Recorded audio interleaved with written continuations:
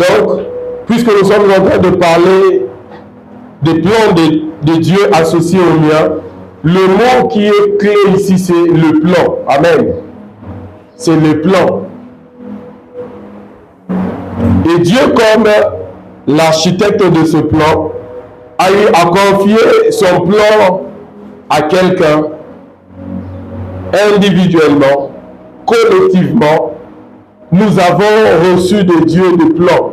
Il y a de ceux-là qui ont reçu le plan avant même de connaître le Seigneur. Plusieurs savaient qui je serais, qui je dois être. Par moments, on avait des songes qui par moments parlaient aussi clairement. Et d'autres ont eu à recevoir ces plans du moment où nous avons accepté le Seigneur et le Seigneur nous a révélé son plan dans nos vies. Alléluia. Et nous allons nous focaliser dans la vie des patriarches, entre autres Abraham et Isaac. Le couple d'Abraham et le couple d'Isaac. Genèse chapitre 12, le verset 1 à 5, nous parle d'Abraham. Abraham a reçu un plan. Mais avant de recevoir un plan, j'aimerais d'abord mettre la nuance dans ce qu'est l'architecte. L'architecte est un professionnel qui conçoit, dessine et supervise la construction ou la rénovation de bâtiments. Il y a deux mots ici aussi qui nous intéressent, la construction et la rénovation. C'est-à-dire, dans le plan que tu as reçu, que tu te lèves dans la construction, il se pourrait que dans ta construction, quelque chose t'avait échappé et que tu as mal construit. Il faut faire quoi? Il faut rénover. Amen. Il faut rénover. Et donc Dieu étant celui qui a conçu le plan, il a dessiné cela et a confié à Abraham. Ce que nous avons appelé ici le plan de Dieu dans la vie d'Abraham. La vie d'Abraham constitue un exemple pour nous tous. Abraham, comme celui qui a été appelé de Dieu et a reçu la révélation concernant ce que Dieu prévoyait de faire dans sa vie. Vous remarquerez que c'est Dieu qui conçoit le plan, mais Dieu révèle à Abraham pour lui dire, voici ce que je pense de toi, voici ce que toi tu dois accomplir dans ta vie. Mais ce sont mes plans. Alléluia. Ce sont mes plans que toi tu dois accomplir. Là, nous voyons le rôle de l'architecte qui conçoit, qui dessine un plan. Mais la personne qui doit exécuter le plan, ce n'est plus l'architecte, mais c'est le maçon. C'est le maçon qui doit bâtir.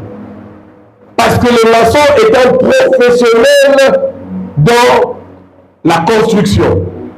Oh, alléluia. Il n'est pas un professionnel dans la conception, mais il est un professionnel dans la construction. Il y a une différence entre la conception et la construction. Dieu, lui, a conçu, mais l'homme qui bâtit. Alléluia. Et Dieu, quand il arrive dans la vie d'Abraham, là nous sommes dans Genèse chapitre 12, le verset 1 à 5, où nous voyons les plans de Dieu dans la vie d'Abraham. Qu'est-ce que Dieu lui dit? Dieu lui dit, de toi naîtra un grand peuple. Deuxièmement, il lui dit que Dieu rendra son nom célèbre ou grand. Et la troisième des choses, Dieu dit, il bénira les familles de la terre par Abraham. Amen. Et quatrièmement, Dieu dit, voici ce qui va arriver. Ceux qui vont te bénir seront bénis, mais ceux qui vont te maudire seront maudits. Amen.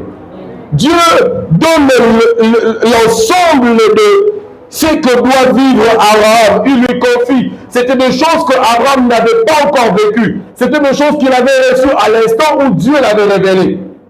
Les plans de Dieu. Dieu lui dit, voici ce qui va arriver.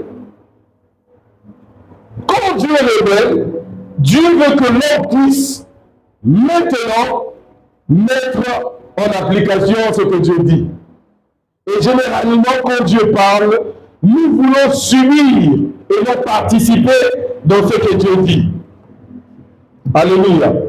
C'est-à-dire, Dieu dit à Abraham, je rendrai ton nom grand. La première des choses, c'est de croire. Mais la deuxième chose, c'est d'aller dans le sens où ton nom sera grand.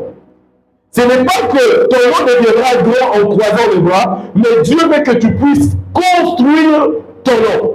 Pourquoi? Parce que dans ce que Dieu dit, ce n'est pas simplement la toute connaissance, mais dans ce que Dieu dit, il y a aussi la toute puissance de Dieu. Ce qui veut dire, quand Dieu parle, la chose que Dieu déclare, Dieu libère la puissance pour que la chose s'accomplisse. Oh, alléluia. Et celui qui comprend et nage dans le sens de la parole de Dieu commence à aller et à s'approcher de ce que Dieu a dit. Oh, amen. Mais le vrai problème, c'est que les doutes ou l'incertitude de l'homme qui conduit à la chute, qu'est-ce qui fait en sorte que quand Dieu dit que quelque chose doit arriver et que cette chose n'arrive pas, il y a en nous comme l'incertitude. Puisque nous recevons avec empressement la parole de Dieu, la prophétie, on se dit ce que Dieu a dit va arriver, ça c'est vrai. Mais après cela, cet empressement commence à diminuer peu à peu. Pourquoi? Parce que quand Dieu commence à retarder ou à tarder dans l'accomplissement, l'homme commence à douter. Premièrement, par notre foi. Deuxièmement, en faisant ce que Dieu nous demande de faire. Nous n'allons pas subir, je le dis encore, nous n'allons pas subir, mais nous sommes participants ou acteurs avec Dieu. Oh, alléluia. Voilà pourquoi Paul pouvait dire, nous sommes tous ouvriers avec Dieu. Nous travaillons avec Dieu. Pour la réussite, nous travaillons avec Dieu. Nous ne travaillons pas seuls parce que c'est lui qui a remis le plan. C'est lui qui a conçu le plan. Puisque c'est toi qui bâtis, tu dois toujours suivre le plan de Dieu. Mais remarquez dans la vie d'Abraham, qu'est-ce qui se passe? Le chapitre 15 nous révèle les doutes et l'incertitude. C'est Dieu qui vient dire à Abraham. Pourquoi? Parce que Dieu a déjà vu dans le cœur d'Abraham, il y avait les doutes. Abraham ne croyait plus à ce que Dieu avait dit. Puisque Abraham commençait à penser que celui qui sera mon héritier, je pense, puisque je n'ai pas encore d'enfant jusque-là, ça sera Eliezer qui est né dans ma maison. Et Dieu est venu lui dire dans le songe, écoute, ce n'est pas celui qui est né dans ta maison, mais c'est celui qui sortira de toi. Vous allez remarquer qu'à chaque fois, c'est Dieu qui vient fortifier Abraham. Dans le couple d'Abraham, il y avait un problème. Abraham avait reçu le plan par Dieu. Mais quand il y avait des soucis, Abraham ne rentrait pas chez Dieu pour consulter Dieu. Abraham se cherchait des solutions. Voilà pourquoi, dans Genèse 16, nous pouvons voir que sa femme, Genèse 16, verset 2, la Bible dit, Sarai dit à Abraham, tu vois, le Seigneur m'a empêché d'avoir un enfant. Passe donc la nuit avec comme mon esclave, elle pourra peut-être me donner un enfant. Est-ce que quand Dieu avait dit, je rendrai ton nom grand, de toi sortira des nations, est-ce que Dieu avait dit que je te donnerai des enfants par une autre femme? Parce que quand Dieu parlait à Abraham, en ce moment-là, Abraham était marié à qui? À Sarah. Alléluia. Quand Dieu parlait à Abraham avec Sarah. Amen. Dieu parlait à Abraham avec Sarah. Ça veut dire, quand Dieu disait, je te bénirai, tu auras une postérité. C'est que quand je parle de la postérité, je parle de Sarah. Quoiqu'elle est stérile, mais quand la parole qui a été déclarée dans la vie d'Abraham, cette parole est venue avec la capacité de rendre Sarah fertile. Amen. C'est pourquoi Dieu pouvait dire à Habakkuk, la prophétie que tu écris est une prophétie dont le temps est déjà fixé. Si elle tarde, il faut faire quoi? Il faut l'attendre, patienter. Oh, amen. Beaucoup d'entre nous ont un cœur chaud. Aussitôt Dieu a dit, aussitôt Dieu doit accomplir. Alors que ceux qui marchent avec Dieu, Dieu les traîne toujours à marcher avec la patience. Oh, amen. Dieu les traîne à marcher tout en patientant. Dieu ne fait pas les choses comme le féticheur. Dieu a tout son temps parce qu'il vit éternellement. Le diable vous fera faire des choses rapidement en tout empressement ou en tout empressement, juste pour faire quoi? Juste pour t'égarer. Et quand nous sommes pressés, nous faisons des erreurs. Abraham, dans le chapitre 16, était devenu pressé. Voilà pourquoi Abraham pouvait se dire: ah, j'ai comme plus ça, hein? Alléluia. L'âge avance. Et Sarah même l'a dit devant l'ange de l'Éternel: mon Seigneur Abraham est vieux. Et derrière moi là, j'étais déjà entré dans ce qu'on appelle la ménopause. Je ne peux plus concevoir. Amen. D'où vous est venue cette pensée de dire que vous ne pouvez plus parce que l'âge avance? Je voudrais te dire, le Dieu qui a apparu à Marie, qu'est-ce qu'il lui a dit? Il lui a dit: rien n'est impossible à qui? À Dieu. Si rien n'est impossible à Dieu, pourquoi tu te presses? Ne te presse jamais dans la vie, mais agis au bon moment. N'agis pas avant le temps, n'agis pas après le temps, agis dans le temps. Ça veut dire quand Dieu demande est-ce que tu mettes un pas, il faut mettre un pas. Ne mets pas deux parce que tu es pressé. Ne retarde pas non plus les pas, mais marche selon le pas de Dieu. Oh, alléluia.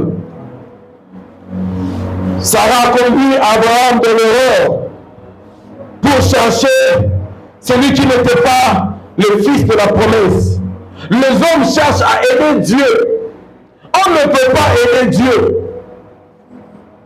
Le plan qui nous a été donné, nous sommes des maçons. Nous bâtissons selon le plan qui nous a été donné, comme Paul le dit. Nous bâtissons selon le plan de Dieu. Abraham, à un moment donné, avait oublié le plan de Dieu. Le plan de Dieu, c'était que Abraham, tu dois avoir les enfants par Sarah. Mais Abraham commence à douter, à se dire: je regarde mon âge, je regarde autour de moi et je vois que c'est fini. L'âge est avancé. Je ne peux plus. Je suis incapable. Bien-aimé dans le Seigneur, du moment où tu es dans le plan de Dieu, tu respectes point par point. J'aimerais te dire, rien ne te sera impossible. Si Dieu a dit, ici vous allez faire telle chose, ici vous devez mettre ça, vous devez placer là-bas, ici, faites cela, vous verrez Dieu. La gloire de Dieu est arrivée dans le tabernacle parce que le tabernacle a été bâti selon le modèle que Dieu avait donné à Moïse. S'il fallait ici placer 2 coudées, on ne peut pas mettre 3 coudées, on doit mettre 2 coudées.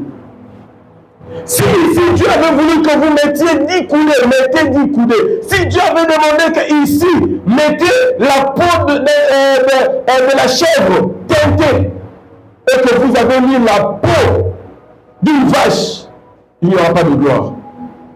Parce que vous ne respectez pas le plan de Dieu.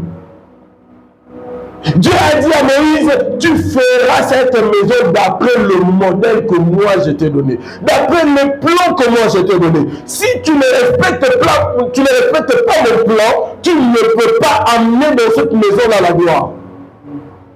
Alléluia. Parce que ce que Dieu te donne comme plan, ce plan-là a pour but de glorifier Dieu.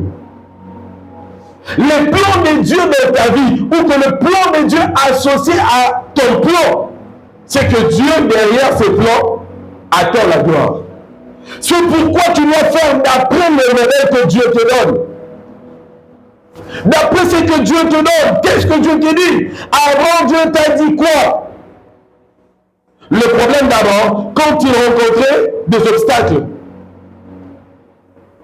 il faisait selon lui. Mais remarquez ici, la vie d'Isaac et de Rebecca nous marque ou nous montre la réussite. Alléluia. Au chapitre 21 du 19e au 23e verset, nous voyons une attitude remarquable qui conduit à la réussite du plan de Dieu associé au mien. De même que Sarah, mère d'Isaac, Rebecca aussi était stérile. C'est-à-dire tout comme la maman d'Isaac, avant de l'avoir, était stérile, Isaac aussi, sa femme, était stérile. Ici, j'ouvre une parenthèse pour dire, faisons très attention parce que on peut avoir des combats qui sont liés non pas à nous, mais à notre partenaire.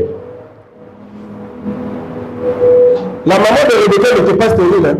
La Bible n'a pas mentionné. Mais la Bible a mentionné que c'était la maman d'Isaac qui était stérile. Du moment où Rebecca s'est mariée avec Isaac, elle devient stérile. Or, c'était un combat qui était lié à Abraham. Alléluia. Frère, j'aimerais vous dire, ne négligeons pas de réalités spirituelles. Oh, alléluia. Ne négligeons pas de réalités spirituelles. Observez et comprenez. Mais j'aime beaucoup ce que la Bible fait. La Bible nous révèle que toutes ces choses sont écrites pour nous donner une leçon, un exemple. Ça veut dire, nous pouvons comprendre que si dans ma famille, il y a eu de telles choses, et que je constate ces choses, et que après avoir constaté dans ma relation, dans mon partenariat, il y a ces mêmes choses qui commencent non pas à moi, mais à mon partenaire, à ma partenaire, il faudrait t'élever. Amen. Oh, alléluia. Amen. Genèse 25, le verset 20 à 21, la Bible dit ceci.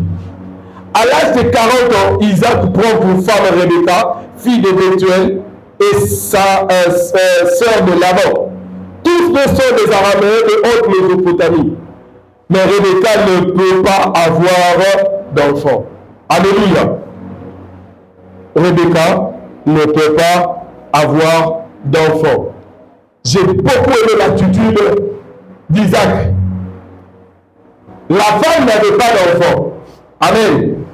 Mais c'est l'homme qui part chercher Dieu, qui part consulter Dieu. C'est l'homme qui prend la charge parce qu'il comprenait. Selon l'histoire que j'ai entendu de mes parents, ma mère aussi était stérile. Mais moi, cette affaire-là, pour ne pas me créer un autre frère qui n'était pas dans la pensée de Dieu, je dois chercher Dieu. Je dois consulter Dieu. D'où le passage de Proverbe chapitre 20, le verset 5 nous dit ceci. Les desseins dans le cœur de l'homme sont des eaux profondes, mais l'homme intelligent sait y puiser.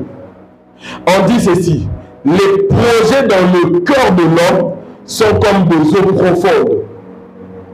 Il y a deux hommes. L'homme qui a le projet comme des eaux profondes. Mais il y a un autre homme qui est intelligent et qui sait comment puiser cette eau-là. Alléluia. Or, Paul est en train de nous dire ceci dans 1 Corinthiens chapitre 2, le verset 11. Il dit, lesquels des hommes en effet connaissent les choses de l'homme, si ce n'est l'esprit de l'homme qui est en lui.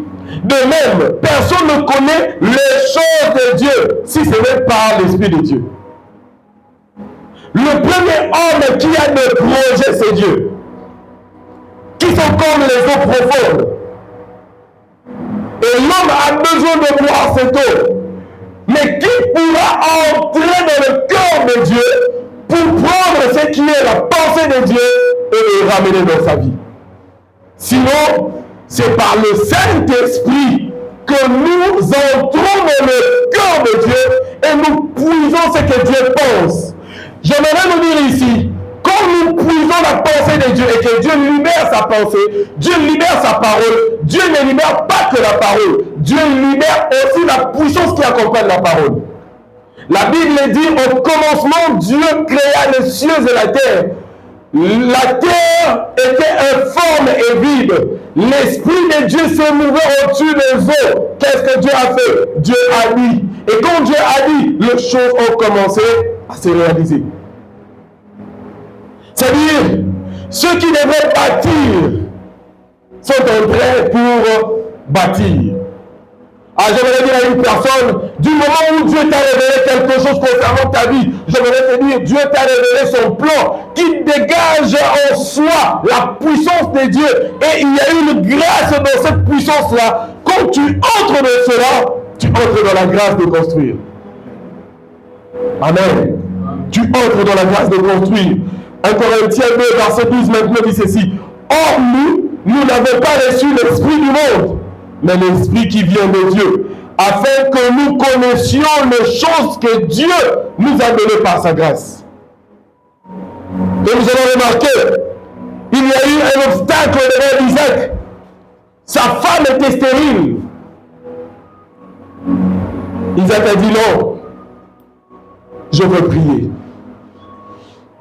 Malgré la stérilité de sa femme, Isaac suppliait l'Éternel, priait Dieu pour sa femme.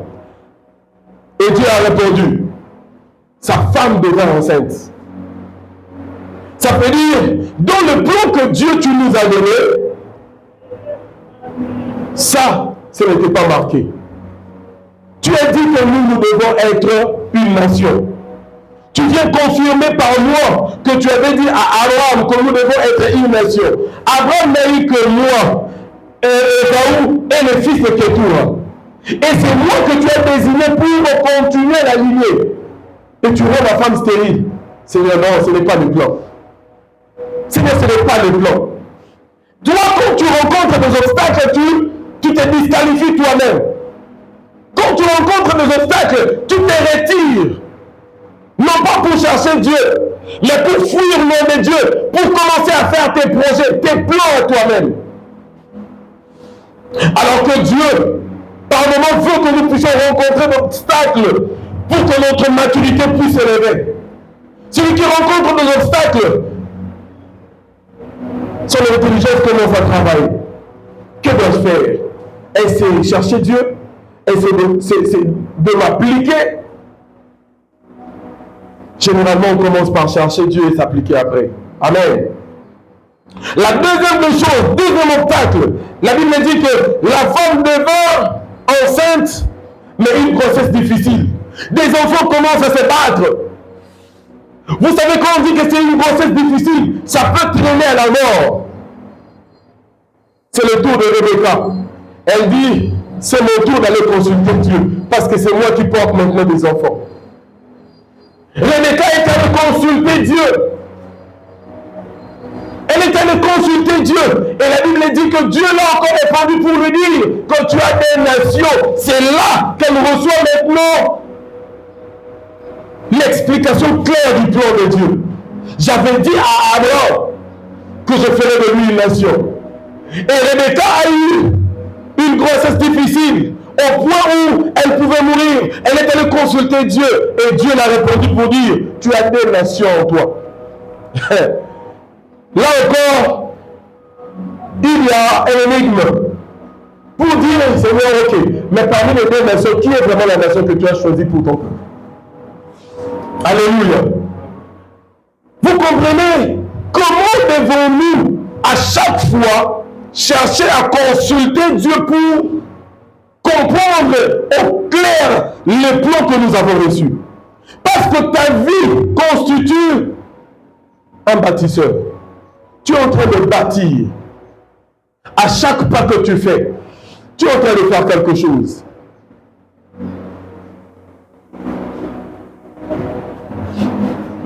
Alléluia. La réussite du deuxième couple, celui d'Isaac et de Rebecca, était dans le fait que à chaque fois qu'il y avait instruction ou manœuvre tendant à retarder, vous voyez, quand il y avait manœuvre tendant à retarder les choses, et il se précipitait vers Dieu pour comprendre d'où vient ce retard. Je me suis marié, pourquoi je n'ai pas d'enfants alors que tes plans, c'est d'avoir des enfants pour créer une nation.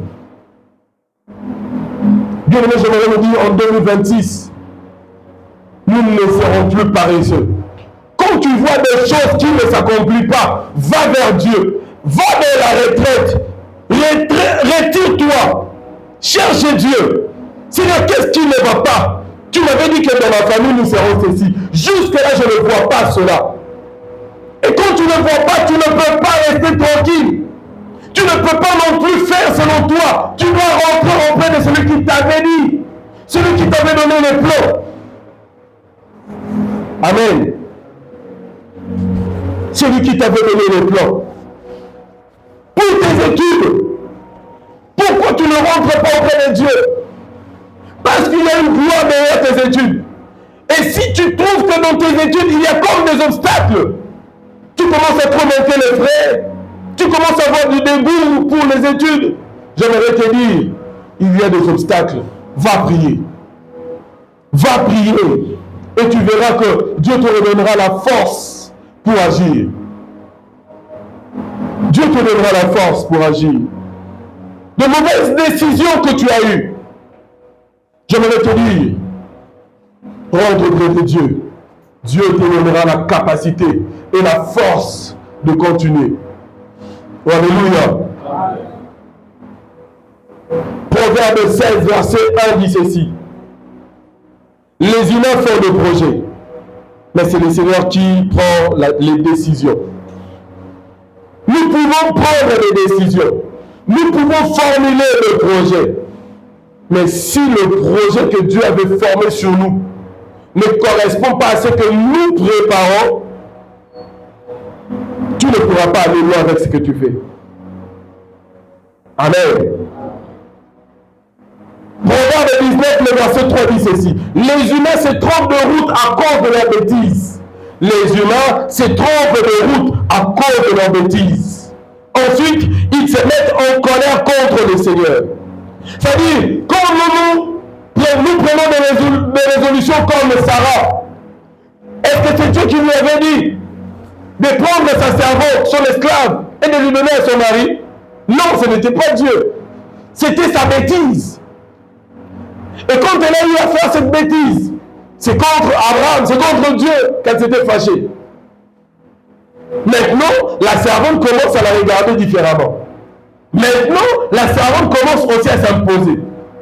Est-ce que c'est Dieu qui t'avait envoyé? Généralement, nous nous trompons de route à cause de notre bêtise.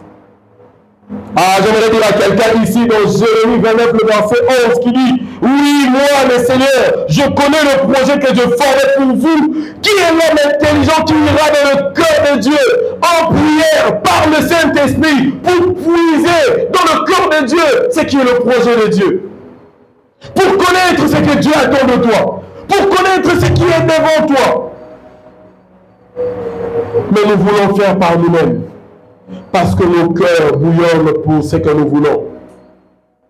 Alors que Dieu attend de nous de faire d'après le modèle qu'il nous a montré.